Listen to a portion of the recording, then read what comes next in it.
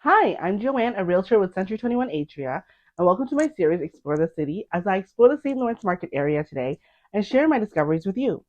I recently interviewed Jasmine, who is the amazing multi-talented owner of the iconic Pravda Vodka Bar, located at 44 Wellington Street East, near Church in Wellington.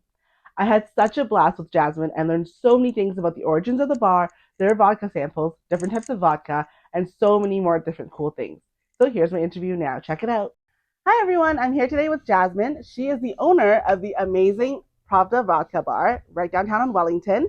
She is a lawyer who turned into a bar and club owner, and she has a bunch of different pursuits as well as being an entrepreneur. So I'm really interested to find out more about that today. And I'm So, excited to tell you, but we have to make one little correction. oh, okay. What's that? So I haven't gone from a lawyer to a bar owner. Oh, I am a lawyer and a bar owner. oh, I'm still practicing multi-talented right personal injury here. law.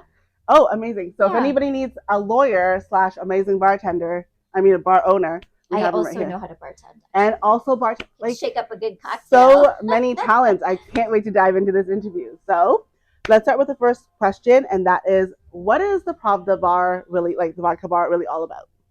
So Pravda Vodka Bar has transitioned. It's been around for 20 years. Yes, Wow. I know. We had our 20th anniversary last March, so it's actually 20 and a half years Oh now. wow. I know it's been a long time. So it was originally a block over, or Mm-hmm. I should say at the end of this block, and it was smaller, and so they outgrew that space, and then they opened up over here. Oh And the former owners put a lot of love, care, time, money, blood, sweat, tears, and yeah. all of it, and built this incredible bar, and it was a Soviet themed bar, and Okay. there was lots of stuff, Soviet themed stuff. Like it was everywhere. There was just stuff everywhere, portraits and like tea kettle things, and I don't know, like everything Okay. from back then. And it was like walking into history, Okay. but in a really fun way. And you'd have the national anthem of the USSR at midnight. Oh. Okay. You'd have all these amazing Russian vodkas, because Russian vodka is very good. It's very pure. They say the best vodka is flavorless. It's crisp and clear, odorless. It's like water, Mm. but it gives you a little bit of a kick. So they have fantastic vodkas. Unfortunately, as I'm sure you know, the war broke out, Yeah. and it caused a lot of turmoil for a lot of people, including Pravda Vodka Bar. And I feel so badly for all the people suffering on both sides. But what was concerning for me at that time as a business owner is that we had a huge drop in the number of people coming, because people that resented Russia didn't want to be here, There. and people that didn't mind being here felt they shouldn't be here because it looks bad Okay. or feels bad, or some we'd have a group of 10 shrink to 3 because their friends didn't feel Like the comfortable. optics of it. Yeah. I see. So there was a lot of issues, and I understand, and I respect that. But as a business, it was a problem. Making matters worse is that I was really concerned about the safety of my staff, as well as other patrons, because Wow. we did see a few heated arguments. And to this day, I'll never know if those arguments were because of the war, or it's just some people that had a little bit too much to drink. Sure. But Fair. we usually don't see those types of things at Pravda, so I didn't know if it was coincidence or not. And we had a lot of threats by phone. Our window was smashed with a rock, which I had to pay for, which was not fun. But it was a scary time, and I wanted to make sure that I protected my staff, the other guests coming, and the venue itself. Mm-hmm. So we changed the theme. We stripped the theme, I should I say. see. So there's no more USSR Soviet theme, and it's more of a vodka bar theme. There are a few little things from back then. Mm-hmm. I couldn't take everything off. It was impossible without doing a massive renovation, which we didn't have the time or money to do, because Mm-hmm. we already had the pandemic issues before that. So we go True. from pandemic to the war, and then we had Wellington Street construction, Yep. with the, what, 7, 8 years in a row. And they had these orange fences lined up right up to my door, and all the roads were torn up. Like, if I didn't own this place, I would not have come here because it didn't look like we were open. And even if you look down the street, it's like, if you're wearing a pretty skirt and heels, do you really want to make that walk? Like, anything can happen. You put a drink in you, and then what? Fair. It's not a good situation. So we've had some issues, more than Wow. most venues, but I'm proud to say that we are still standing. We are here, and we're doing okay. That's amazing. Um, so I'm curious about the relocation that was done by the previous owner then. Yes, If you guys like, I know that this area has been here for a long time, but like, if you guys had to pick, would you have picked a different area? I I actually wouldn't love keep this this from you. area. I'm just curious. Okay. No, I actually really love this area. So before I owned Pravda, I would never come to the east side unless someone was, doing a birthday event. Yeah. Then I would find myself somewhere here, but it was rare, once, twice a year, maybe. Yeah. But otherwise, I was always either in Entertainment District Mm-hmm. or I was in Yorkville. It was one of those two areas. Yeah. And when I ended up buying Pravda, I was like, this is actually fantastic because I actually own a bar. I used to have two. I had a nightclub and a bar in Entertainment District. Mm-hmm. But it's very different. It's very young. Pravda has an older crowd. Yeah. It's also, I don't know, like, I don't, right now with what's going on in the city, I don't always feel safe Yeah. over there. I feel that. And, I appreciate there's more police presence, which I'm grateful for, actually. Some people get very nervous when they see police, and I feel grateful because they're there really to protect us. And as long as you're not doing anything you shouldn't be doing, then, Fair. they're not going to bother you. That's so cool. Like, Yeah. okay, so how did you get started with owning nightclubs and bars and stuff like that? Being a practicing lawyer, I'm sure you're very busy all the time. So, like, I how did also this? have children. They keep me busy. Oh my god. Yeah. How do you have time? Do you sleep? That's just such a common question Do I you get. sleep? I sleep every night very well. My head hits the pillow and I'm out. Amazing. Yes. How many children? 3. Oh wow. Mm-hmm. You have 3 kids. You're a practicing lawyer. You own nightclubs and bars. Mm-hmm. Like that's wow. That's a lot. A few other things. But what happened is I'm in personal injury, as I mentioned, Mm-hmm. and that's an area of litigation. We use the courts. The courts closed during pandemic. So I'm True. sitting in an office building, which I had purchased just before the pandemic, and there's no one in there except me. And I'm like, oh my God, what have I done? Yeah. So this is my office building now.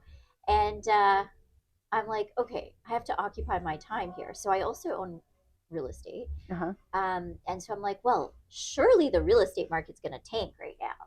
But what happened during the pandemic? Exactly. It went the opposite direction. But while I'm searching online and doing all my research, I realized that everything that was tanking and in need of help were the businesses. Yeah. And so I looked at various businesses. I'm like, I need to do something. Like, I can't just. Now, I know it's may sound odd. Some people are like, how did you even know what you're doing? And I'm like, doesn't everyone? The thing is that, yeah, I know, right? No, people don't know what they're doing all the time. Yeah, so I grew up in restaurants and hotels.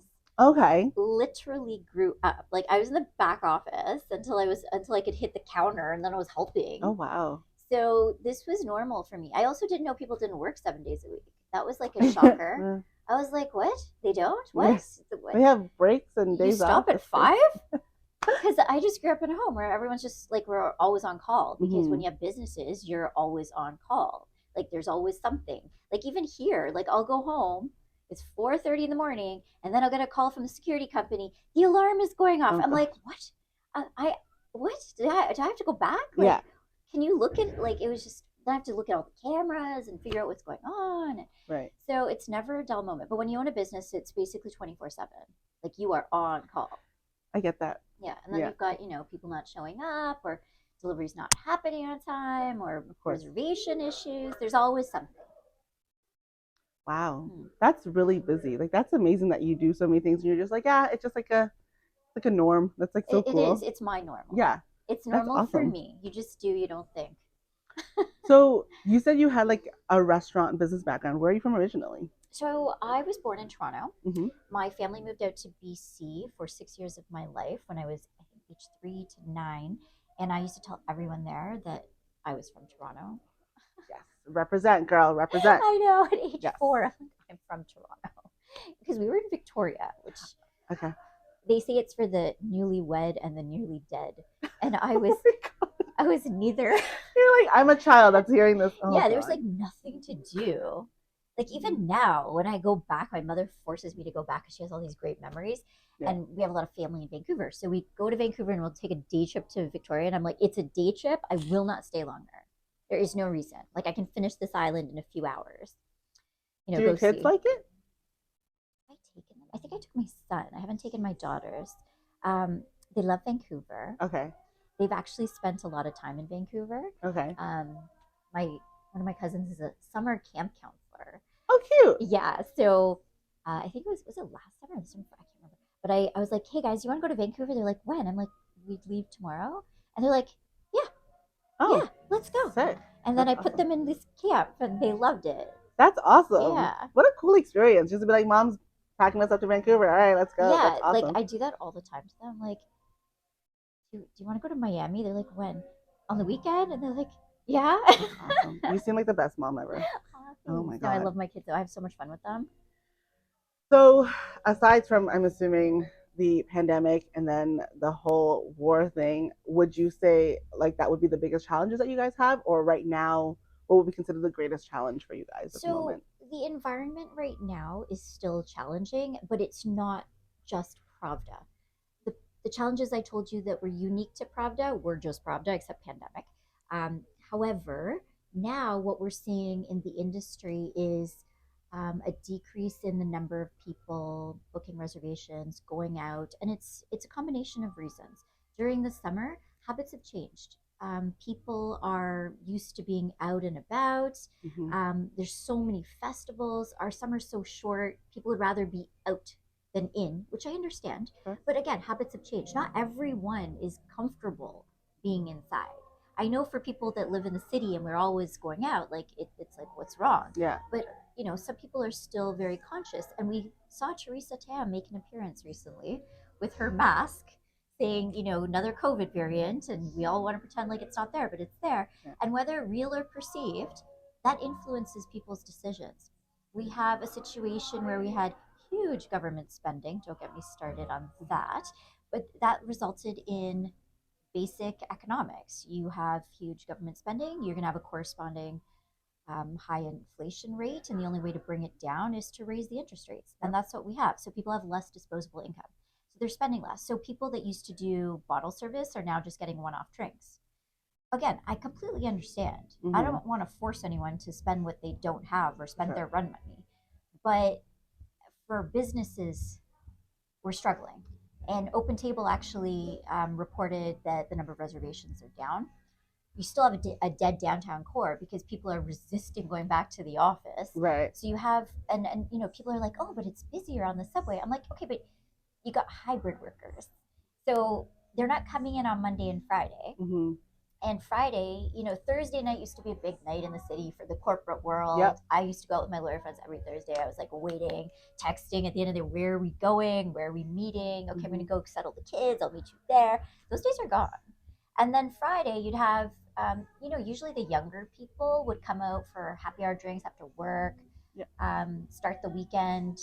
They don't have the kid responsibility and all that. Meanwhile, I would be like, dead on my sofa, like just make dinner and then let's watch a movie and I'm going to pass out, Right. because I have gone to work now and, still recovering from the night before. Right. But that doesn't really exist. People rush home on Thursday to do whatever it is they do, and they are not spending money in the downtown core.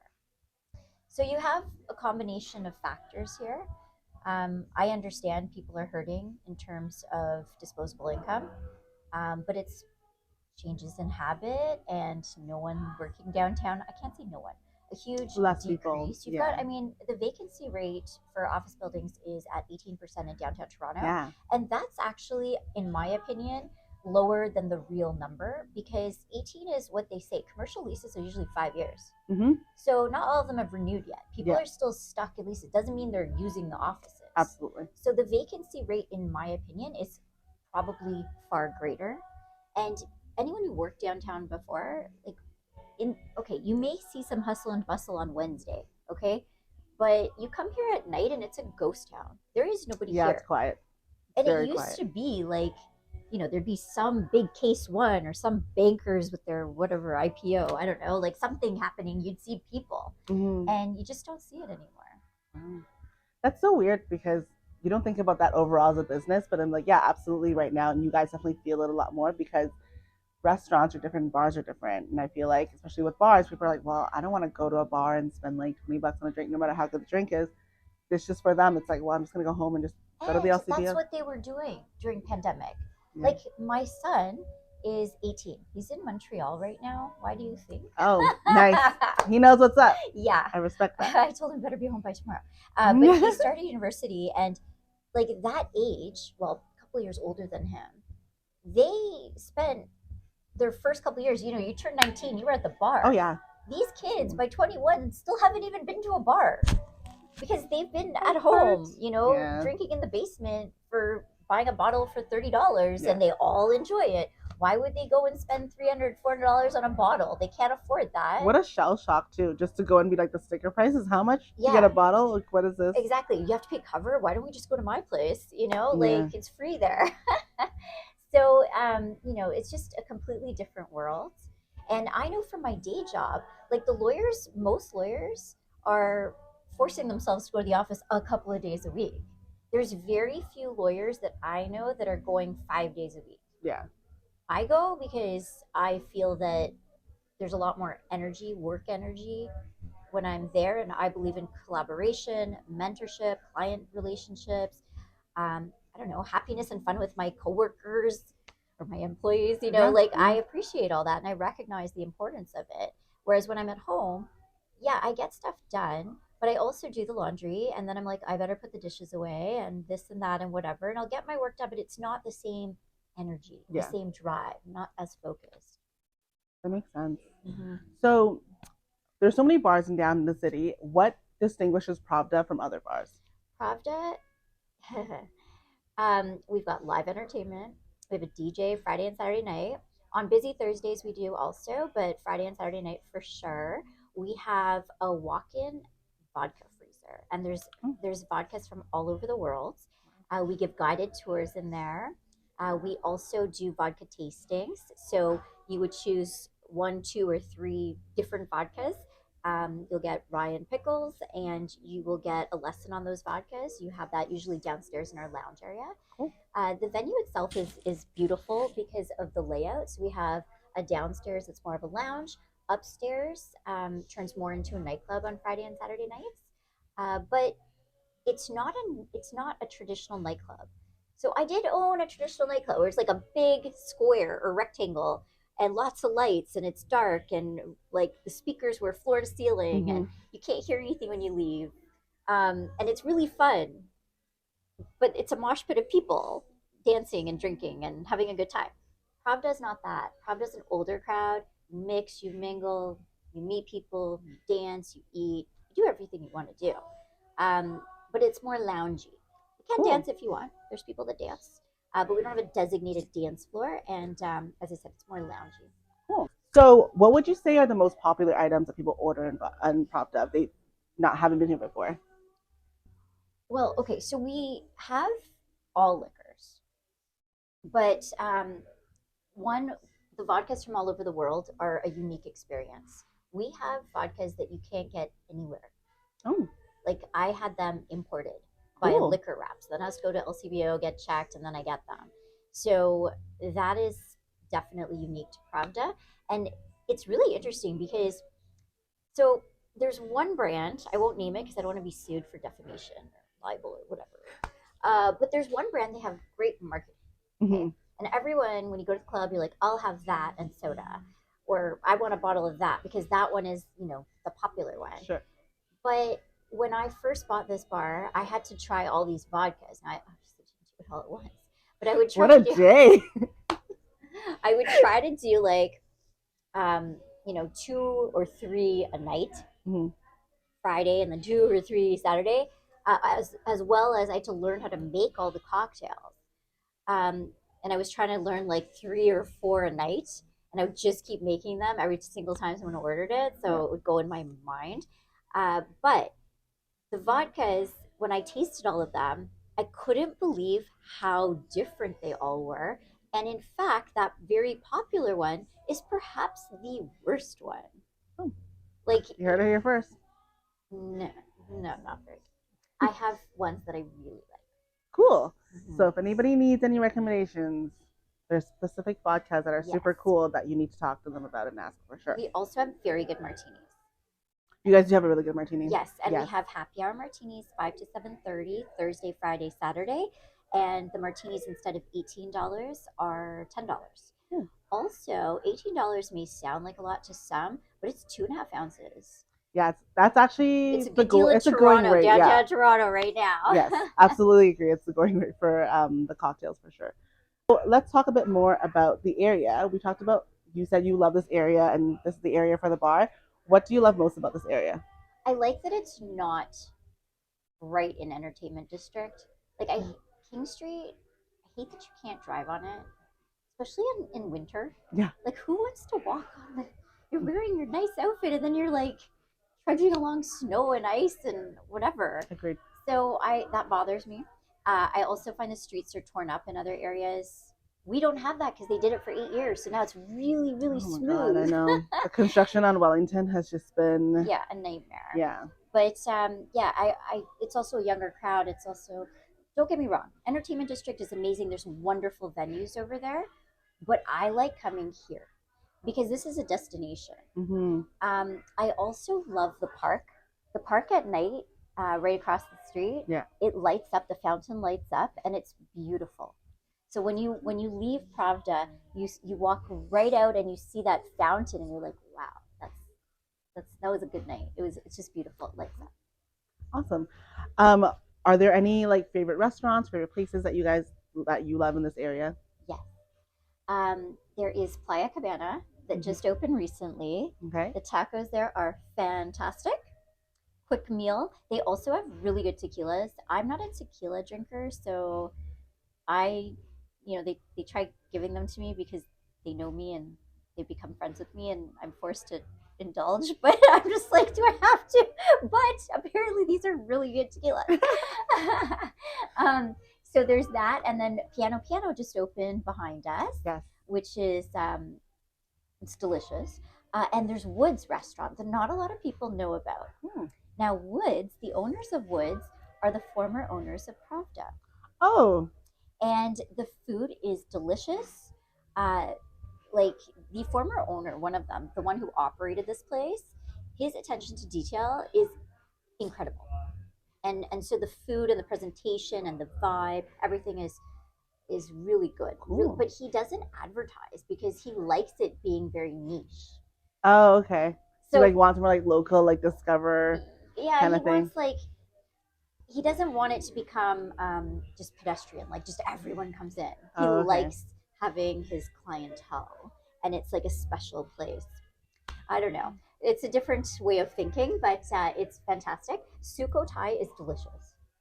The Okay. Thai restaurant, so good. Oh, I'm gonna start craving it, so I can't even talk about it anymore. But delicious, and the staff there, the manager there is wonderful. Awesome. So honestly, the neighbors are fantastic. They're great. It's a really nice friendship. Awesome. Yeah. That's so cool that you're able to not just like be in the area and like, have your bar, but also just like everybody around you. You kind of know like all the great Yeah. places and stuff like that, and you're supportive. Like that's a really No, cool I try to vibe. welcome people because, like, when I moved in the area, they welcomed me. That's really cute. And so, actually, that's how I met the Playa Cabana guys because I went over and I'm like, I just want to introduce myself. Welcome to the neighborhood.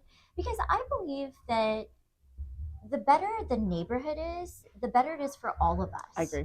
If this place has a vibe, this area, then everyone want to be here. It benefits all of us. Mm-hmm. Some people think, wait, it's the competition. I'm like, okay, Pravda's really different than the Thai restaurant. Yeah. We're very different than the Italian restaurant and the Mexican place. Like, we are not the same. Yeah. So I don't view it that way. I think it's silly.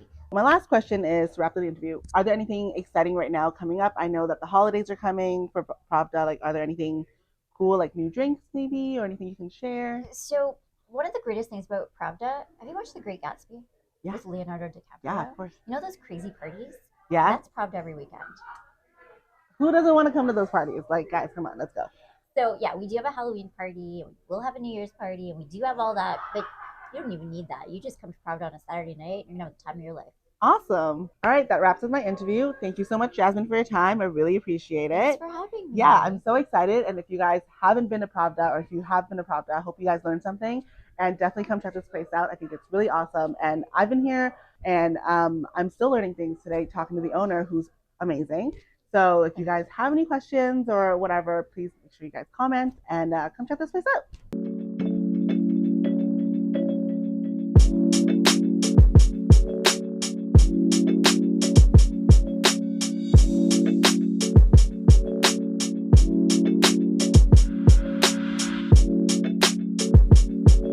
Isn't she fabulous? And as someone who's been to Pravda quite a few times, actually, I did not know about their history or the vodka tours that they actually provided. That was super cool. I've also included their website in the captions below so you can check them out as well. That's it for my Explore the City St. Lawrence Market edition. Please like, dislike, or comment and share your thoughts. Share this interview with someone that you think should see it. Subscribe and hit the notification bell for more information about Toronto. Your engagement supports local businesses, so thank you very much for all your help. Are you thinking about real estate in St. Lawrence Market? Contact me via email, phone, or social media, and details are also in the descriptions below, and let's chat about it and look for your next opportunity. Thank you for tuning in. Take care, shop local, and see you next time.